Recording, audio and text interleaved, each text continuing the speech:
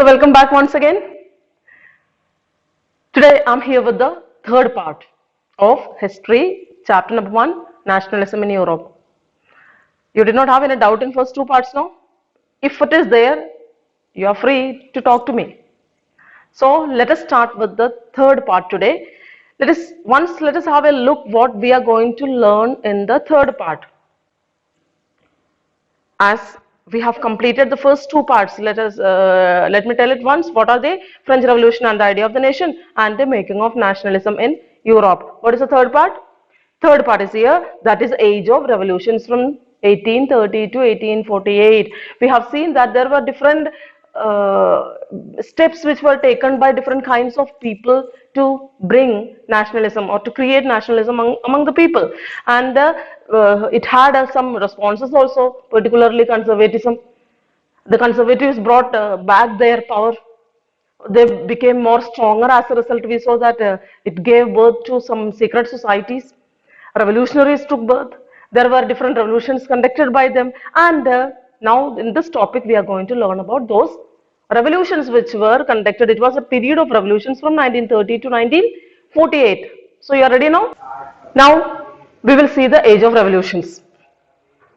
There were many revolutions conducted in different parts of Europe. Let us see what are they. Let us have a look on them. Number one, July Revolution in France in the year 1830. Next one, Revolution in Brussels. The third topic we are going to study is the Greek War of Independence. The fourth one is revolutions due to hunger and hardship. And the last topic in this part, that is revolution by liberals in 1848. These are the different headings under which we have to study in this part. So we are going to start it now with the first topic, that is July Revolution in France. I told you it was conducted in the year 1830.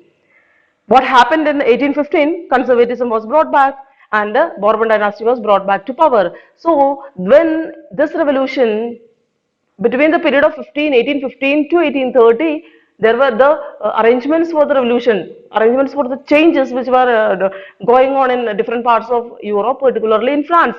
And conservatism was established in 1815, and it took 15 years to make any change in France now. Now what happened? A revolution was conducted there, and Bourbon dynasty, the Bourbon kings who were brought back to power by the conservatives were overthrown, and a constitutional monarchy was set up as Louis Philippe as its head. Okay, revolution in France, Bourbon dynasty was overthrown, and France it established a constitutional monarchy. In my previous part, I told you what is constitutional monarchy, and this constitutional monarchy was set up as a result of the revolution in 1830 in France, as Louis Philippe as its head. One more revolution was conducted in 1830. What was that? Let us have a look now. What was that? This was in Brussels. Today, you have heard about Brussels. That is the capital city of Belgium. It's a small country in Europe. Okay, there was an uprising in Brussels which led to the breaking away of Belgium from the United Kingdom of Netherlands. In my last session, I taught you, the Treaty of Vienna. In Treaty of Vienna, some arrangements were made. I told you that some powerful states had set up at the boundaries of France so that France would not annex them in the future. So one of them was Netherlands. Belgium was made a part of Netherlands, and Netherlands was set up as a boundary of France. And this time, when in 1830, by seeing the revolution and its impacts in France, there was a revolutionary upheaval in Brussels also, and it led to the breaking away of Belgium from the United Kingdom of Netherlands, and Brussels became its capital. So you learned about these two revolutions. Number one, revolution in France in 1830. What was its result? Number one, Bourbon dynasty was overthrown. Number two, France became a constitutional monarchy under Louis Philippe. Okay, next revolution in this year was Brussels. As a result, Belgium was broken away. It was separated, divided from United Kingdom of Netherlands. So we are moving to the next topic. Let us see what is the next topic. What is it? It is the Greek War of Independence. You have heard about Greece. Okay, now we are going to study about their independence struggle. Okay, it was a part of Ottoman Empire since the 15th century. Ottoman Empire, I think you have already learned. Ottoman Empire was one of the powerful empires which the world has found. It was a Muslim empire which ruled a large part of Europe. Okay, and Greece also was a part of the Ottoman Empire since the 15th century. Okay, then what happened that the people of Greece, they started the independence struggle, the struggle for freedom in the year 1821. From the 15th century to 19th century, 4 centuries, near about 400 years, Ottoman Empire ruled Greece. And by seeing the developments in other parts of Europe, particularly in France, from 1789, then we saw 1815 changes in 1815, now we saw the changes in 1830. These developments influenced the people of Greece. The Greeks also started struggling for their independence, and there it began in the year 1821. Okay, then they got support from the Greeks who were in exile, and they got the support from many Europeans also. Exile, it was discussed in the last session also. The people were sent to different other parts of the world because of political reasons. That is known as exile. These people, the Greeks who were in exile, and many Europeans also, from the Europeans from the other countries also had a sympathy towards the Greeks.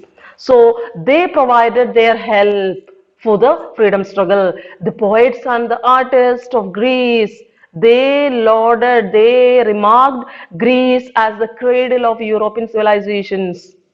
The cradle of European civilization means European civilizations grew from or by taking the inspiration from the Greek culture. So it was referred as the cradle of European civilization, and they mobilized the public opinion against a Muslim empire. Now these poets and the artists from Greece and the Greeks who were in exile and many other Europeans, they helped, they provided all the support for those revolutionaries who conducted revolution or who started the freedom struggle. The English poet, the example has been given here. An English poet, Lord Byron, he himself he started collecting the funds. He organized the funds from different people for the war expenses, and he himself went to the war field where he died because of fever. Okay, but he was ready for that. Like him, there were many people who went to the war field, who helped, who provided all the support to the Greeks. Finally, the Treaty of Constantinople in the year 1832 declared Greece as an independent nation. So have a look on these points. It was a part of the Ottoman Empire, started independence struggle in 1821, got support from different people, particularly the Greeks who were in exile, and many Europeans, poets and artists from different parts of Europe. They lauded the Greece as a cradle of European support, European civilization, and they got support from different other people, and they tried to get support from different kinds of people. And one example is also given of Lord Byron. And finally, because of all these efforts, Greece got its independence in the year 1832 with the Treaty of Constantinople. So, a revolution and its impact. 1830, revolution in France, then revolution in Brussels, now revolution in Greece. Now we are moving to the next one. What is the next one? Romantic imagination and the national feeling. You might not have understood the topic. We saw different steps or different methods to create nationalism among the people. Out of them, one is romanticism. Let us have a look what is romanticism. What is known as romanticism? Okay, the main important, or it was a movement, it was a cultural movement. Romanticism was a cultural movement which sought to develop a particular form of national sentiment. It was a cultural movement, very simply, it was a movement which gave importance to different aspects of our culture, folklore, folk music, folk songs, folk dances. Okay, this art, poetry, the things which are related with the common people. These different aspects of culture were given importance to create nationalism among the people, that movement is known as romanticism. Okay, and there were many people who criticized the glorification of reason and science that was very common, which was spread by particularly England. Okay, they focused upon the glorification of reasoning and science, and they focused, but the people who believed in romanticism, the people who gave importance to culture, they focused on emotion, intuition, and the mystical feelings. Okay, which these are the things which are related with the common people. Then one example has been given here. That is the German philosopher Johann Gottfried Herder claimed that the true German culture was to be discovered through the folklore. He remarked that he was a German philosopher, Johann Gottfried Herder. He remarked that the true culture, the actual culture of Germany could be found only among the common people. Okay, this type of movement is known as romantic movement. Okay, romanticism. Then I told you about culture. Culture has it has an important component. What is that? Language. Which language? Vernacular language. What are vernacular languages? The languages spoken by the common people, the villagers, the folklore. Okay, this vernacular languages also played an important role to carry the modern nationalist messages. The people, the revolutionaries, the nationalist people, they focused upon the vernacular languages and they popularized the vernacular languages. Why? So that the illiterate people also could be made understood what is the nation. This feeling could be created among them also, though the people were illiterate. The example has been given here. Polish language was used against the Russian dominance. Russia dominated Poland, and against the domination of Russia, Polish was used as an important method of struggle. Okay, in the churches, in the gatherings, everywhere people started using Polish when it was abolished. The colonial government abolished the use of Polish, but they knowingly used only Polish. The musicians and all they started conducting the operas. Okay, music nights. They used their in all those events. They used only Polish language, and they found this language as a weapon against the Russian authorities, against the colonial powers. Okay, it means that cultural movement, romantic movement has an impact upon the people particularly the common people. So now we are moving to the next heading, which is that revolutions due to hunger and hardships. Now we learned about some of the revolutions. Which were they? Number one, we learned in France in 1830, then Brussels, then we saw the Greek War of Independence. They were the most important revolutions which were conducted in France during this time. It is not that only these were the revolutions. There were many revolutions conducted all over the Europe because of various reasons. Now, one reason, the previous ones were to bring nationalism, to bring changes in the political arena. But this one, whatever we are going to discuss now, these revolutions occurred due to hunger and hardship. Hunger and hardship. The common people, the poor people revolted against the existing political situation. Why? Because they were hungry. They had to face some of the hardships. Let us see what was the nature or what were the reasons for it. First of all, there was an increase in population in Europe suddenly by this year. In the 19th century, in the first half of the 19th century, there was a sudden increase in population in different parts of Europe. And what happened because of that? People started migrating from the villages to the cities. Why? To search for work. To search work, they started migrating from the villages to the cities. And when they came to the cities, what happened? Large number of people came and they became unemployed. Overcrowding in the cities. Problems occurred for these people in the cities, and many became unemployed. There was no job security also for them. Along with this difficulty, they had to face one more difficulty. What was that? The producers had to face a stiff competition from the imported machine-made goods. Imported machine-made. By that time, Industrial Revolution occurred in England. Okay, they popularized these industries, these machineries, and they started.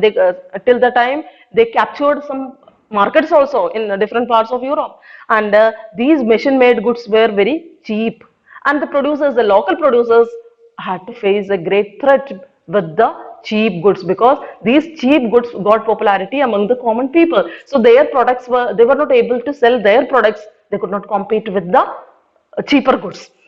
Burden of feudal dues and obligations in the rural area, in the countryside, the tenants, the serfs, they had to face the burden. We have already completed this topic in the previous sections. Okay, feudalism, they had to bear the burden of feudalism. Then pauperism due to rise of food prices or bad harvest. Sometimes the nature also did not give with them, go with them or support them. Then there in those times when there was a bad harvest or poor harvest, what happened? There was a hike in prices. Then the food grains were not affordable to the common people. So people in France came on the streets and Louis Philippe had to flee by 1848. Who was Louis Philippe? Louis Philippe became the ruler of France in 1830 when France became a constitutional monarchy for the second time, right? From 1830 to 1848, Louis Philippe was a ruler, and now he had to flee. He had to flee. He had to run. He had to leave his country, and he settled somewhere. Why? Because people did not allow him to, and he was not able to provide or fulfill the people's needs. So have a look on all these points. What are the different reasons for the revolutions conducted by the common people? It was all these problems are related with their lives only. So they came to the streets and they started criticizing and started opposing and started revolting against the administrators. So that topic is completed. It is over. We are going to learn about one more revolution, that is a revolution by the Silesian weavers. Silesia in a region in the year 1845, weavers conducted a revolution. Why? The Silesian weavers revolted against the contractors. Against whom the revolution was conducted? It was against the contractors. Who were those contractors? They were the people who supplied raw materials. For the weavers, there were some people who supported raw materials, cotton or any other raw material were supplied and gave them orders for finished textiles.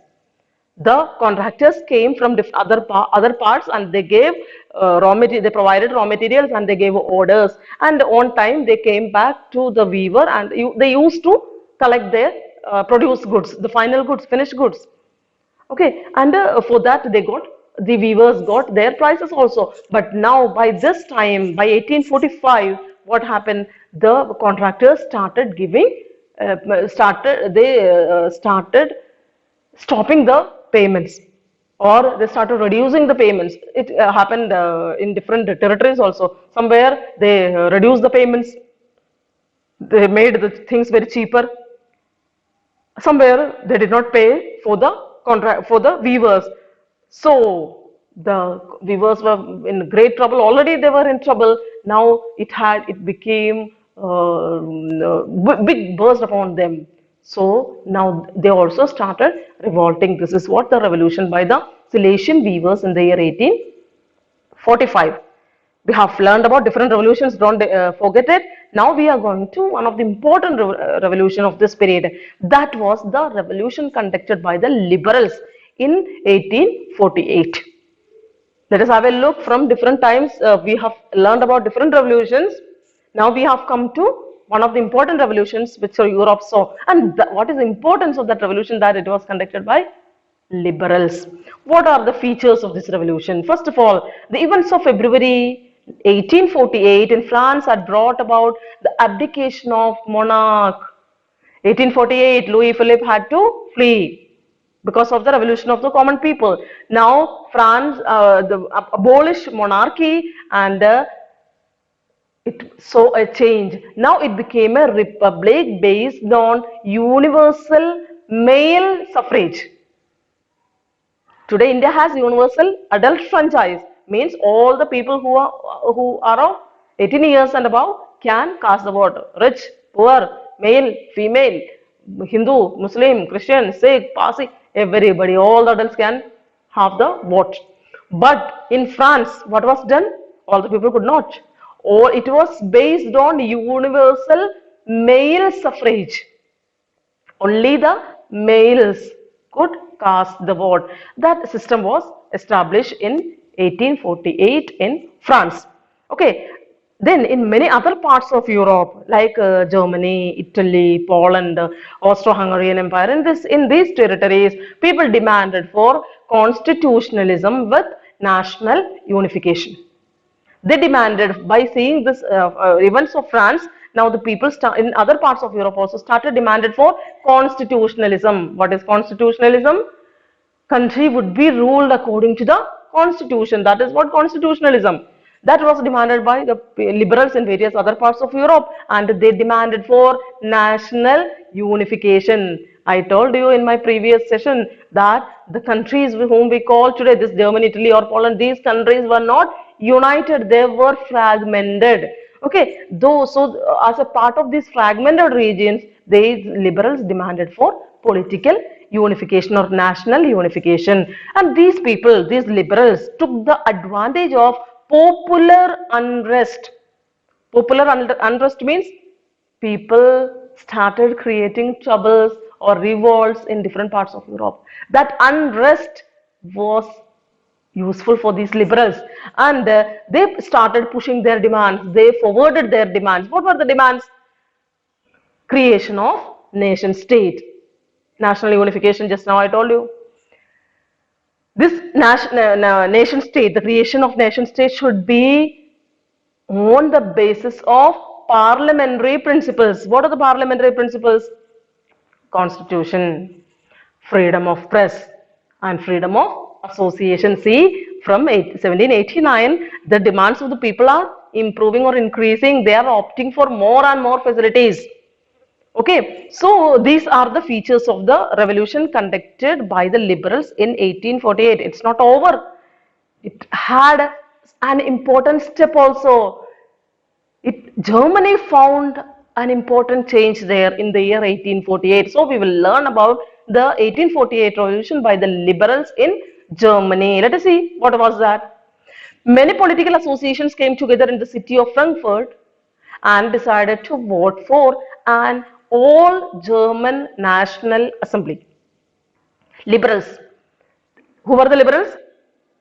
Consisted of the middle class, the learned people, the thinkers, okay, the ones who wanted to bring some changes. These people came together and they started political organizations, and these political organizations came together at the city of Frankfurt. Frankfurt is the name of the city there, and they united there, and they decided, all these people, all these liberals decided to vote for an all German National Assembly. Remember that these were the people who were from different parts, not only from that particular area, they came from different parts of today's Germany. Okay, and on 18th May 1848, 831 elected representatives marched in a festive procession to take their places in the Frankfurt Parliament. The people, the liberals, gathered in the city of Frankfurt, and they decided to vote for an all German National Assembly, just like our parliament. Okay, and they declared themselves as the members of parliament. How many were there? There were 831 members. When did it happen? On 18th May 1848. Okay, they marched together. They marched and they came to the Church of St. Paul. They came to the Church of St. Paul and they convened a parliament there. That parliament came to be known as the Frankfurt Parliament. What did they do there? They drafted a constitution for the German nation. German nation, I told you, it was not a nation. It was a group of different territories and regions. They drafted a constitution for bringing all these regions together to create a nation state and to be headed by a monarch. But that monarch would be subjected to the parliament. It is not constitutional monarchy. This time the monarch would be under the control of the parliament. The monarch had to consult the parliament for each and every activity. How many members were there in the parliament? 831 members. Okay, in that way they drafted a constitution. Understood now? 831 this unrest, popular unrest was utilized by the people, liberals, and they put forward their demands for nationalism, national unification, then constitutionalism, then freedom of association, freedom of speech. All these demands were put forward by them, and they convened the Frankfurt Parliament in the Church of St. Paul's in the city of Frankfurt on 18th May 1848 with 831 members. Okay, drafted a constitution, and what did they do? They offered the crown on these terms to Frederick William IV. They offered the crown. They offered the throne of Germany to Frederick William IV, who was the king of Prussia. Prussia was a region only. Okay, it was not Germany that time. They offered it to King Frederick William IV. Did he offer it? Yeah. Did he reject it? You have understood this much now? Let us see now what was the response? What do you feel? Has he rejected? Yeah. Has he accepted it? He did not accept it. Frederick William rejected the offer of the liberals. What was the offer put forward by the liberals? Liberals offered the crown, the throne of United Germany, under which the monarch had to be under the control of the parliament, but he rejected it. It lost the support of the majority like women, workers and artisans. This Frankfurt Parliament, it started with a great pomp and show. It declared itself as the Parliament of Germany. It declared as it would make some changes in Germany. Many people were happy with them. Many people wanted to join with them, but these people, these liberals, did not include all these people. Who were they? Women, workers, artisans, who were large in number. This majority of people were not included by the liberals. In the year 1848 revolution in the Frankfurt Parliament. While the opposition of the aristocracy and the military became stronger, the social basis of the parliament eroded. Parliament established, made the constitution, offered the throne to the king. King rejected. It means that it started its failure. Clear? There were some more reasons which supported the failure of the Frankfurt Parliament. What were the reasons? What were the other factors? Number one, it lost the support of common people. Number two, it had to face the opposition of the aristocracy. Aristocratic people did not like it. They were the conservatives. Okay, and military was under the control of the monarch. Monarch did not want to bring any change. It means that military also could not support the liberals. So the social basis of this Frankfurt Parliament eroded. It had a very lukewarm response. In the end, the troops were called in and the assembly was forced to disband. Gradually, what happened? Frankfurt Parliament was dissolved. It originated because of the revolution of the liberals in 1848 on 18th May with 831 members in the Church of St. Paul in Frankfurt, which came to be known as Frankfurt Parliament. Started doing something, but did not get the popularity. Okay, and it was finally dissolved. That topic is also clear. Clear now? We have completed the third part now. We were discussing about the age of revolutions from 1830 to 1848. What were the different points we discussed about? Number one, we discussed about the July Revolution in France. What was the result? Louis Philippe was overthrown. Bourbon dynasty was overthrown and Louis Philippe became the head. It became a constitutional monarchy and Louis Philippe became its head. Second we discussed was that the revolution in Brussels. What was the result? Belgium was broken away from Netherlands. It was separated and Brussels became its capital. Third point was Greek War of Independence. The Greek was a part of Ottoman Empire and people had sympathies. Many supporters were there. Many people financially also supported. It was referred, the civilization of Greece was referred as the cradle of European civilization. And finally, in the year 1832, the Treaty of Constantinople declared Greece as an independent nation. Okay, then along with that, we learned about Romanticism also. Don't forget that point, because Romanticism had a great role in bringing nationalism all over the world. The folklore, the things which were used by the common people, that they were focused upon in the society to bring nationalism. Next one was revolutions due to hunger and hardships. We heard about the problems faced by the people by the year 1830 to 1848. We learned about the revolution conducted by the Silesian workers, weavers.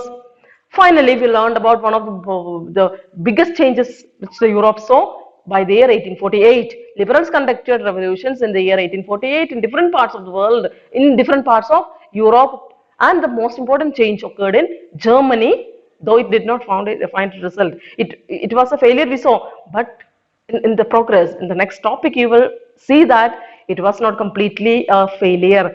People learned a lesson from the Frankfurt Parliament and its progress. They found the disadvantage, they realized it, and it was a step for the revolutionaries and the liberals for enhancing themselves and for bringing changes among themselves. Thus, Germany was created. That we are going to learn in the next topic. So, the third topic of this chapter has been completed, the age of revolutions. Here are the assignments. What is question number 1? What are the effects of revolutionary upheaval in France and Brussels in the year 1830s? Just now I told you the answer. I don't have to repeat. If you don't know any answer, watch the video again. Okay. Second question is, write a short note on the Greek War of Independence. Write a short note on the Greek War of Independence. Give examples to show the influence of culture on the growth of nationalism in Europe. Influence of culture, I told you, German philosopher, the use of Polish language, use of vernacular languages, all this you have to explain. Okay. Next one, why were the years of 1830s a great hardship in Europe? 1830s, what happened in Europe for the common people? Increase in population and all. Okay, that you can write. Finally, write a short note on the Frankfurt Parliament. Just now I explained it. I think all these 5 questions can be attended very easily. Once more, if you don't know, if you did not understand any topic, watch the video again. Then also, if you have any doubts remaining, talk to me. Okay.